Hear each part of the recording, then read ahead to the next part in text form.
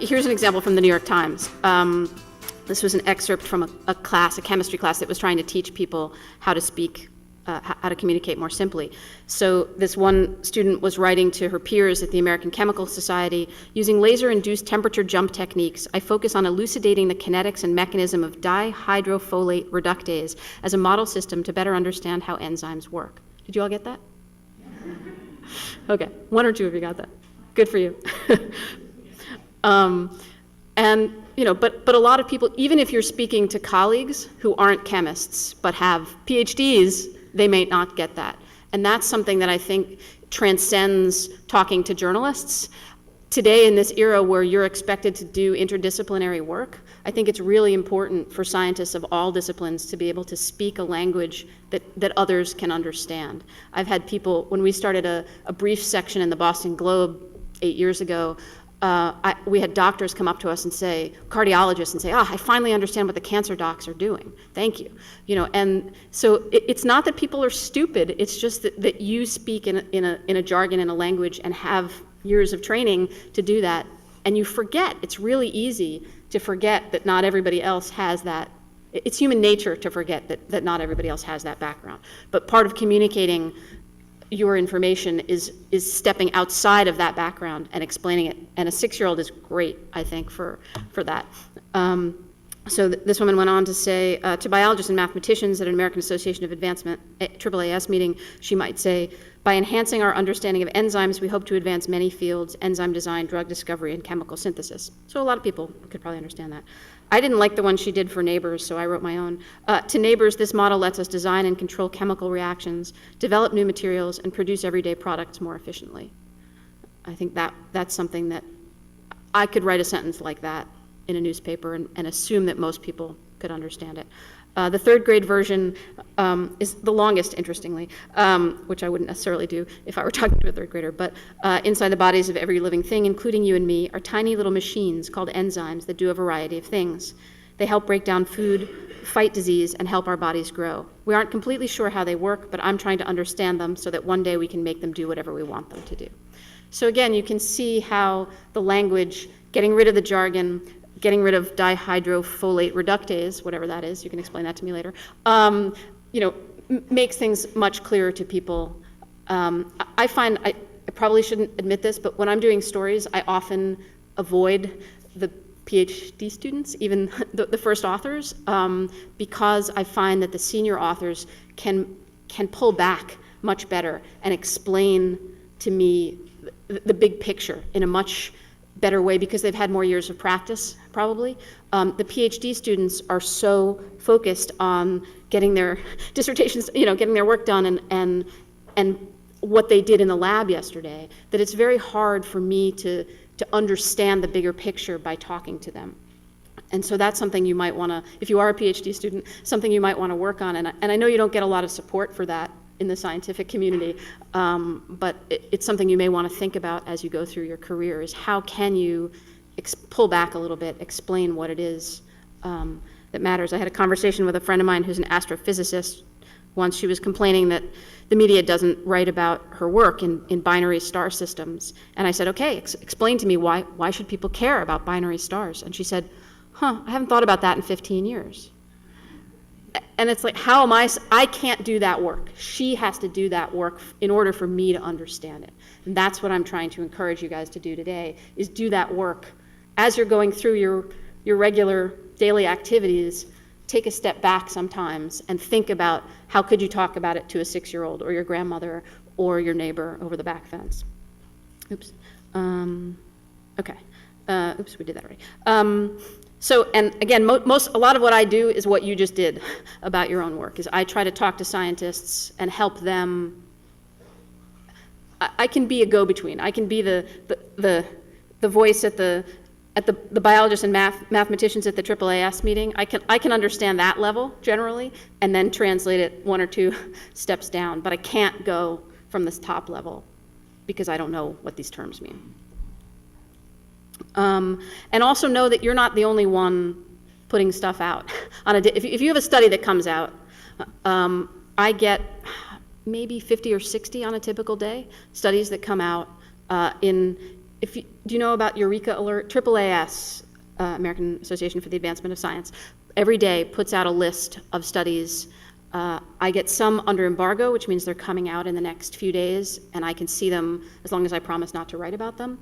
And they also list all of the studies coming out that day in publications or around that time.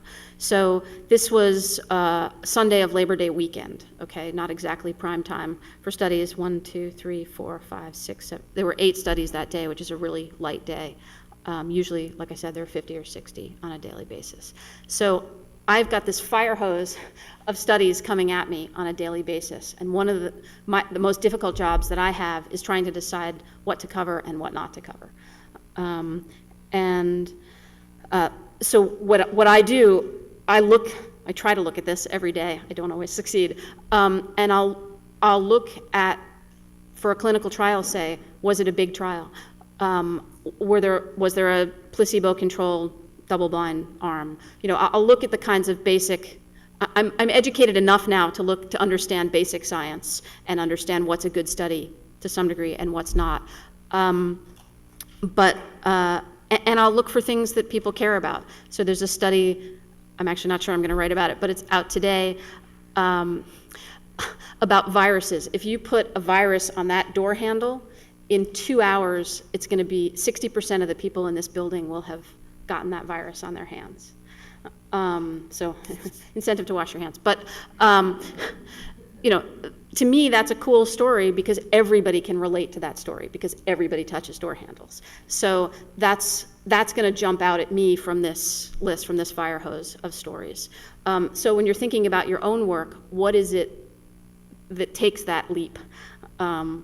We call it the Hey Mabel. What's going to make somebody choke on their Cheerios, when they're reading at breakfast? What's going to really stick with them all day, when they go to the bathroom and they start to walk out without washing their hands? Maybe they'll think about that story.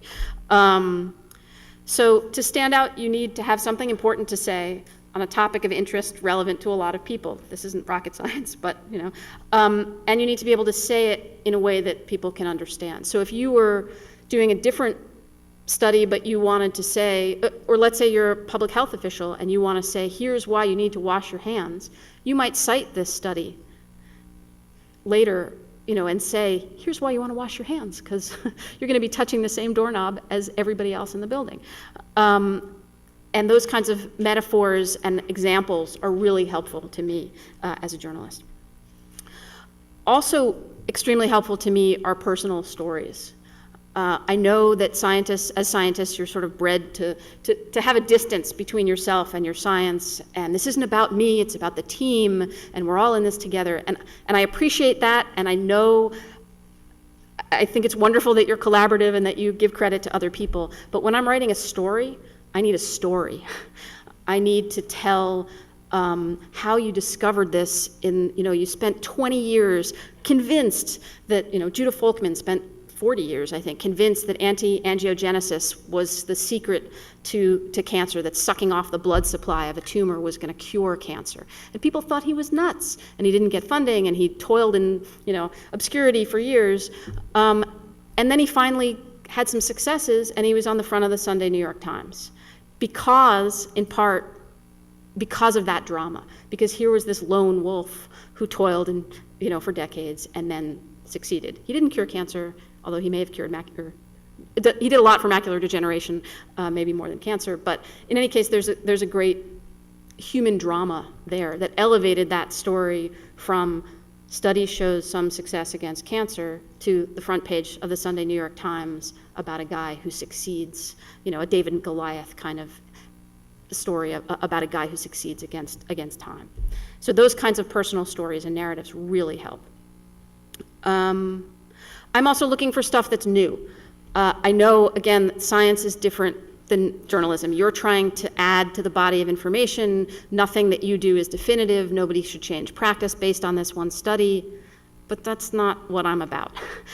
I'm about, encouraging you to wash your hands. But I pick out one thing and elevate it and make it important. Now, I will put caveats in. I will say, nobody should start taking statins based on one study, but I'm still going to be more interested in that first study that shows that statins are lifesavers. There's my Hey Mabel line.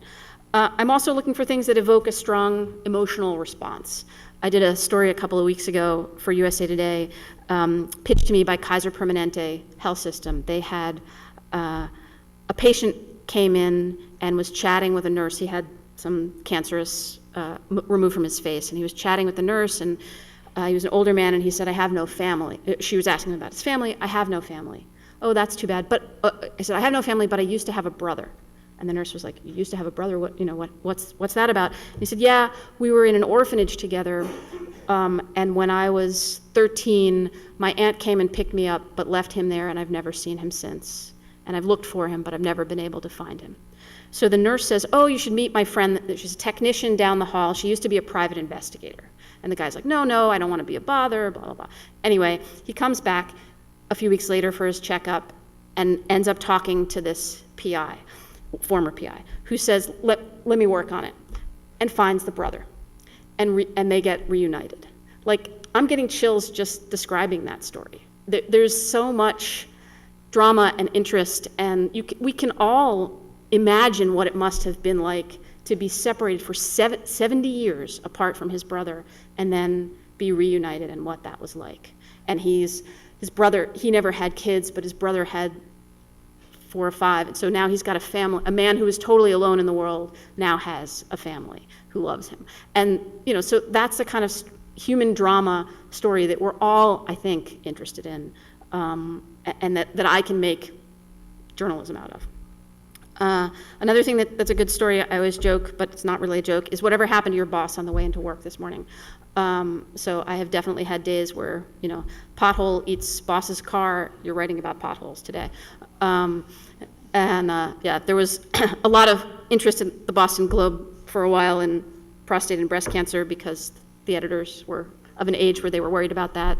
Colon cancer, anyway, so things that hit the journalist personally can be good stories too.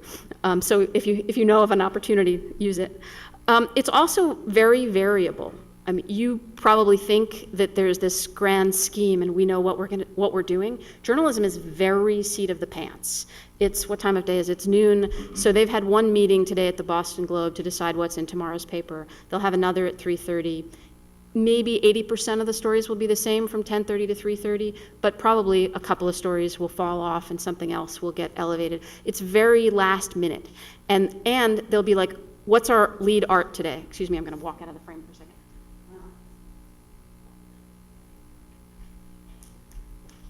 So, and I'm using newspaper, but media, online is similar. So there's a large picture on the front page of the Boston Globe today. Yesterday, they were sitting around saying, what's our picture for tomorrow? We've got to have a big picture. If your story has a great picture, you're going to have better luck getting it in a prominent position in the paper than if it doesn't. So always think about art. If you're trying for TV, video is great too for online or television. Art makes a huge difference in what I do. I can write a story for the business section I write for a lot. It'll be down page 600 words, the bottom of the page 600 words without art, and it'll be the centerpiece story if I have cool art at much longer length. Yeah.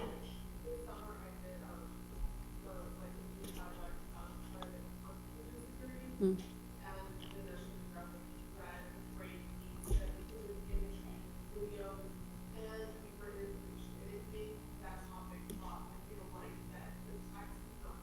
Exactly. And right. And writers used to be hesitant about, I don't want those pictures taken away from my words, but it really does elevate the words to have those pictures and to have some people learn visually.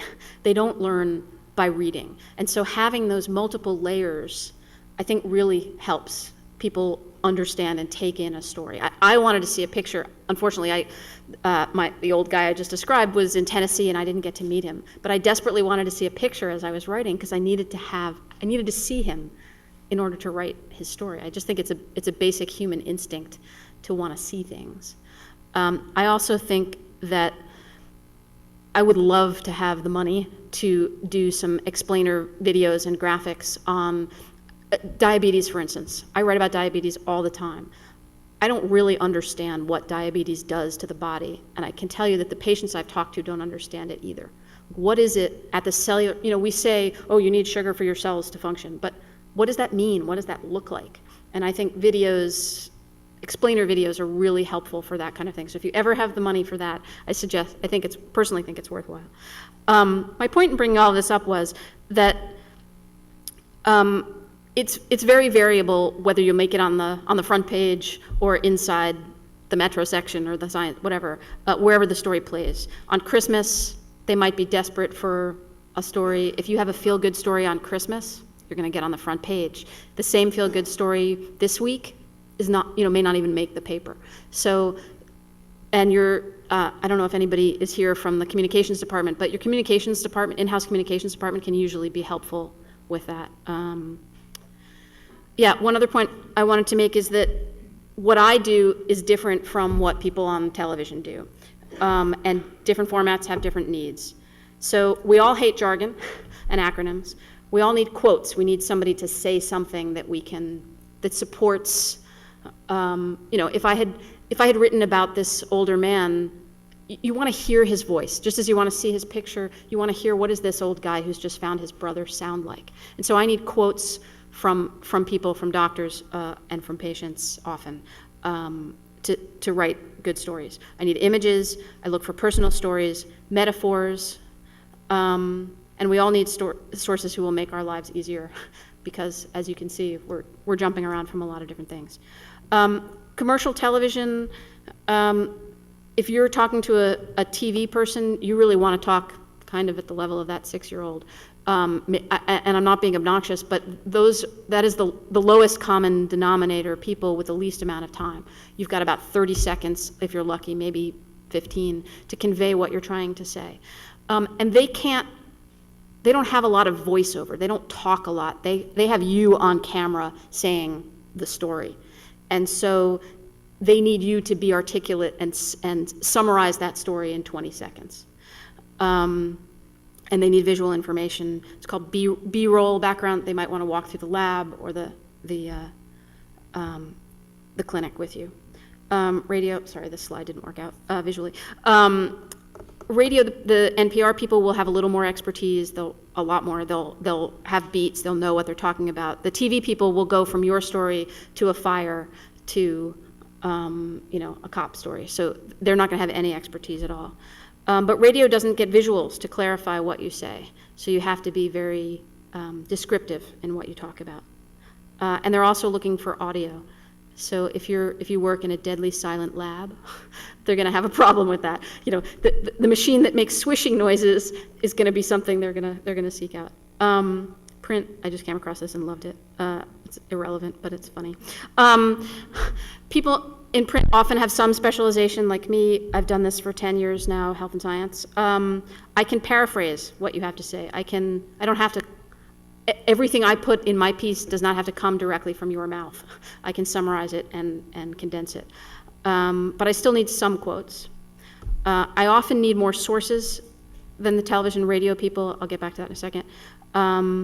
And also know that there are a huge range of print people, from USA Today to Nature to blogs. But sometimes it's the same reporter.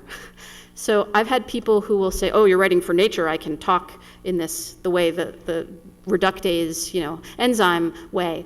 And I'm like, I'm still the same person who writes the story for USA Today. I may be writing for a different outlet, but I'm the same person hearing what you're saying. So you need to gauge who you're talking to a little bit. Are you blocking the sun, or do you have a question? Okay. You need to gauge who you're talking to and how much expertise they have, and be careful when you have the instinct to geek out, be careful. I talked about this, I think.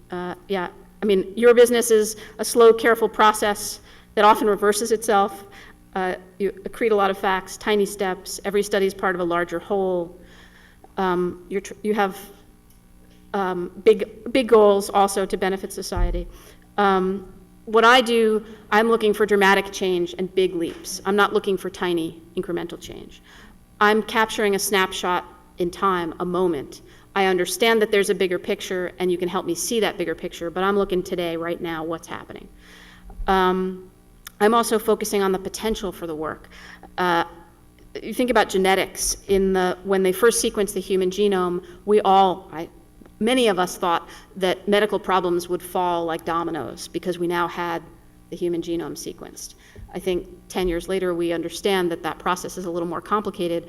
I think journalism and the scientists we talked to, perhaps, contributed to that assumption about the dominoes falling, because we wrote about it like, oh, we now have the genetic code for X, we're going to cure all of these diseases. I think it's Huntington's, where we've had the genes since the late 1980s and still don't have any legitimate treatments. So, we've learned our lesson, but I think that's one of the dangers in my field of focusing too much on the potential for the work. I also try to go to the edge of what's true. I don't want to say anything that's false, but I want to say, I don't want to hedge every single thing that I say, because it becomes unreadable. I should have pulled an example of that, but if you read a sentence that says, this drug might someday help some people a little bit, right? It doesn't work. So I'm pushing to the edge of what I can say legitimately. This drug appears to be helpful for a large majority of people, whatever. I'm trying to say it in a way that people will be able to understand it. And my kind of big goals in the world are different than yours. I'm trying to help. I still see myself as a very idealistic person, but in a different way. I think my idealism is aimed differently. I'm trying to get people to understand their world, to help them live in a world that they can understand. And where you guys are thoughtful, careful, and deliberate, I'm flying by the seat of my pants, as you might be able to tell at the moment. But we need each other, right? I don't have my stories without you, and you need us. And I would say also, for some of these communication skills in general. I'm amazed at how many world-class scientists, Harvard, MIT, are like, oh, thanks so much for writing about me in the Boston Globe. And I'm like, why do you care about the 200,000 readers in the Boston Globe? Like, but my neighbor saw me in the paper. And they're like really excited by that. So I think that recognition is something we all crave recognition, right? So journalists help with that. Funding. You guys need you need grants, you need donors. Getting publicity for your work is something that you can send to the donors, and they will understand it where they might not understand the study that the abstract you sent them. I also think it's a responsibility on the part of scientists, particularly those who accept public funding, to explain their work.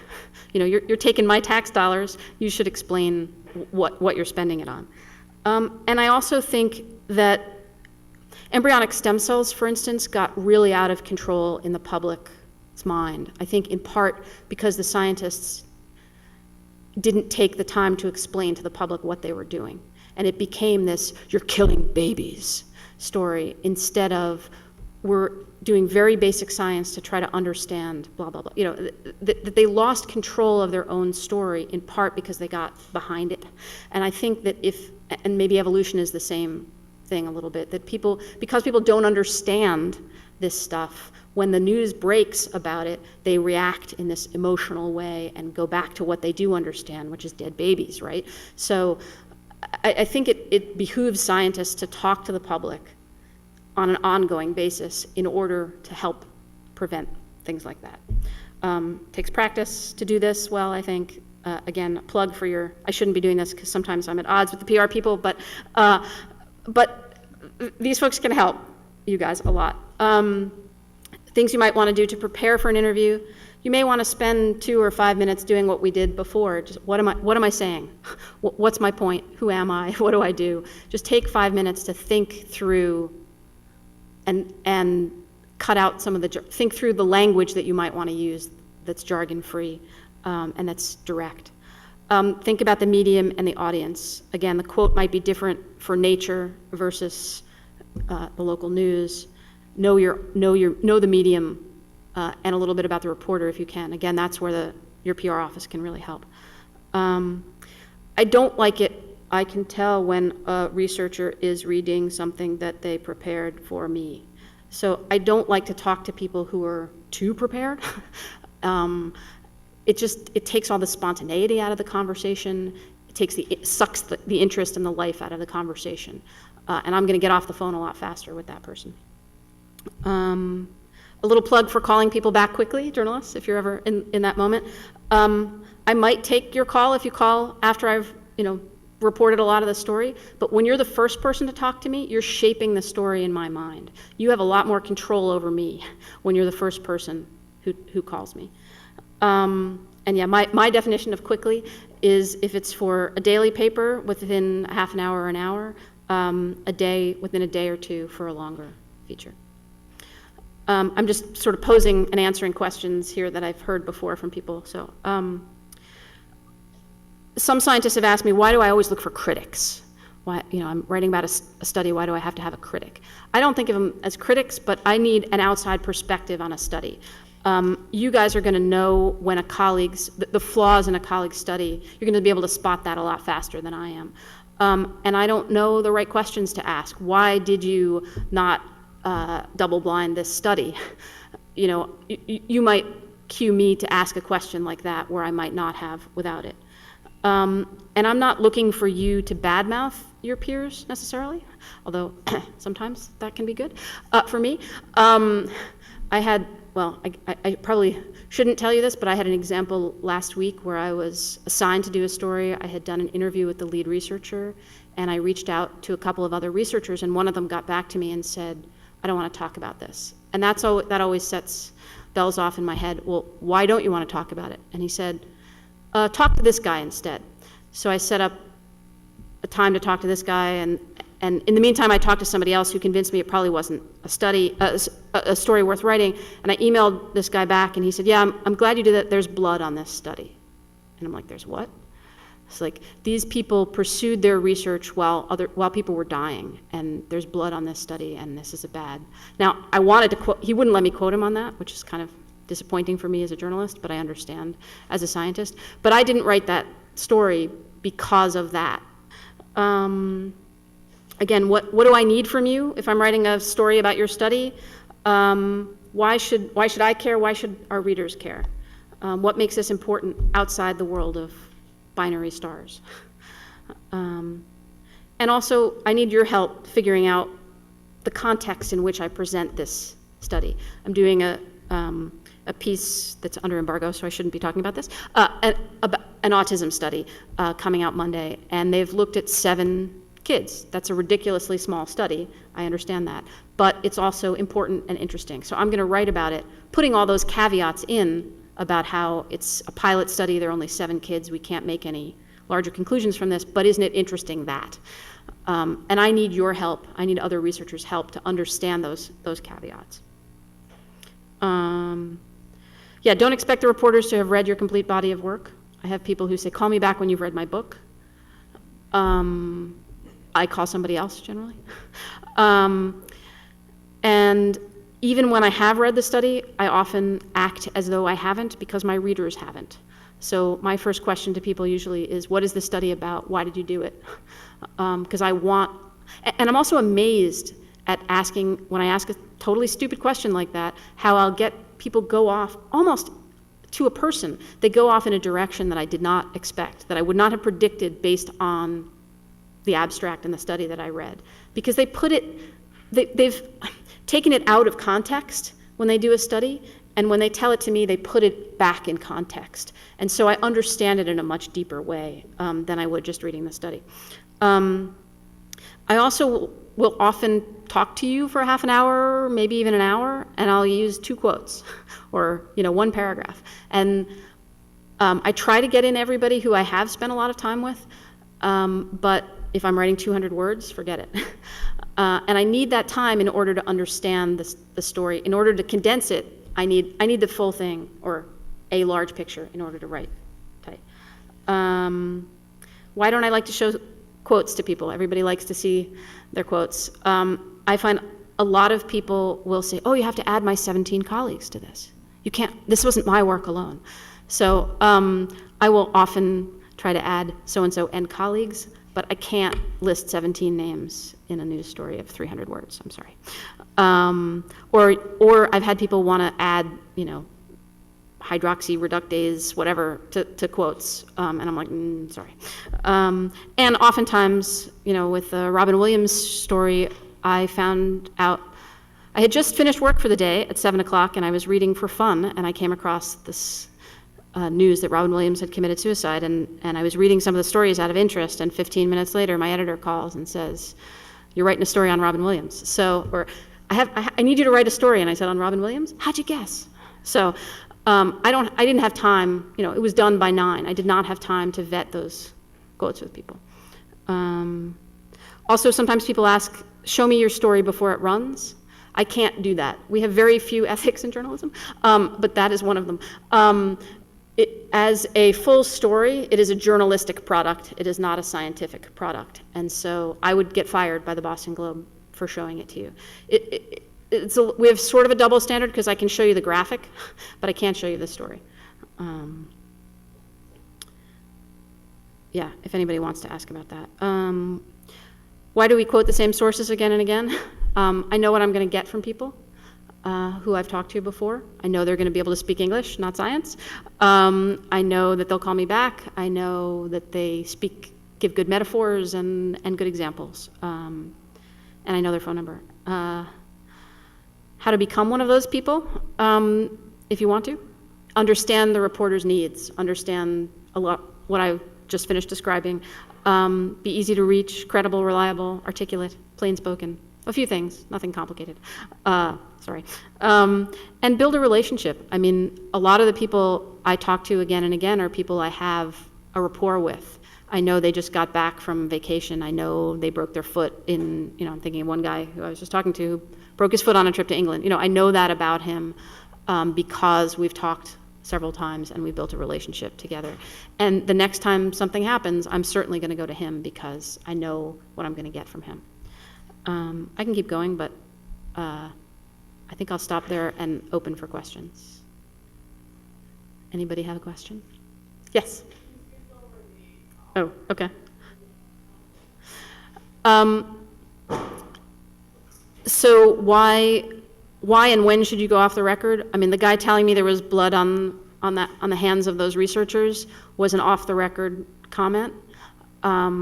I understand why he didn't want to say that on the record, much as I would like him to. And I would like him to so that I can write a story about what happened in that particular case, but also ethics in general. I think it's important to show the public that scientists are thinking about these things and where they do go off the rails sometimes. But I generally don't like it when people want to go off the record. You should be very careful going off the record with people because there are some people who you can't necessarily trust. And off the record is a little bit negotiable. Does off the record mean I can't use that particular quote attached to your name? Does it mean I can't use that information when I talk to other researchers? What does off the record mean? You should always negotiate that if you are going to go off the record with somebody because it is a little loose. Again, when people do go off the record with me, it's usually to explain scientific politics. Oh, I can't tell you that because, or, he used to work in my department and he left, and, we looked at his lab notes and they weren't very good, so that's why I don't want to comment on this study or whatever. I could see somebody going off the record for that, and that might tell me that I don't want to quote that person or don't think that person is a reliable source. So I appreciate it when people tell me that kind of information, even if it is off the record. Unlike politics, science journalists do not routinely use off the record quotes. I write a lot about mental health, and I understand why, but it really bothers me when people with mental health conditions won't go public, when I can't quote them about it, because I think that adds to the stigma. If I write a story from people, ADHD is actually one where a lot of adults don't want their name attached to that diagnosis. And I'm like, it's ADHD. 20% of kids under, school-age boys are medicated for ADHD. It's not like this, shouldn't be this stigmatizing thing, and yet people are afraid to come out about it. And I understand that, but I do think that it reinforces that. So I would I work to find people who will go on the record rather than quoting somebody who isn't.